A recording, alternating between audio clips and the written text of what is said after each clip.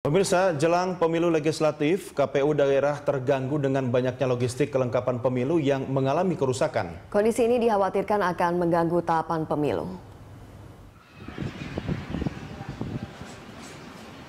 Sekitar 1.700 kotak suara KPUD Mojokerto, Jawa Timur rusak. Kerusakan ini terjadi akibat kurangnya perawatan. Sejumlah pekerja sewaan dipekerjakan untuk memperbaiki kotak dan bilik suara yang masih bisa dipakai. Tak hanya kotak suara yang rusak, KPUD Mojokerto juga kekurangan 160 buah bilik suara. Untuk pileg mendatang, KPUD Kabupaten Mojokerto membutuhkan kotak dan bilik suara sebanyak 9.304 buah untuk memenuhi 2.304 TPS.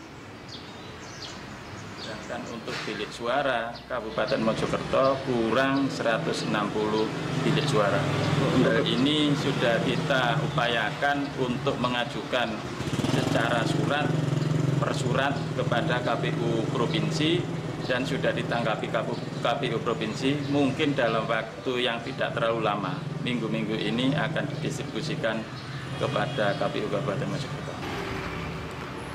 Sementara itu, ribuan kotak suara berbahan aluminium di luar gudang penyimpanan KPUD Kuningan, Jawa Barat dibiarkan terbengkalai dan tidak terawat. KPUD lebih memprioritaskan kotak suara baru berbahan kertas karton. KPUD Kuningan memastikan tidak akan menggunakan kotak suara aluminium yang rusak.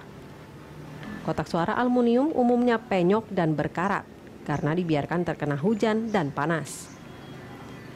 Dari kurang lebih 10.000 kotak suara aluminium yang ada, hanya 30% saja yang masih layak digunakan. Di pemilu 2014 ini, KPUD Kabupaten Kuningan sengaja menggunakan kotak suara berbahan karton demi efisiensi biaya dan kemudahan pelaporan anggaran. Nah, yang layak pakai itu sekitar 3.000-an lebih sedikit. Karena untuk pemilu legislatif ini kan kita butuh hampir 10.300-an lebih kotak suara. Hanya kepake 3.000? Ya, 3.000-an lebih sedikit lah gitu. Ya, 30% lah. Cuma 30%? Sisanya nggak bisa dipakai sama sekali? Ya.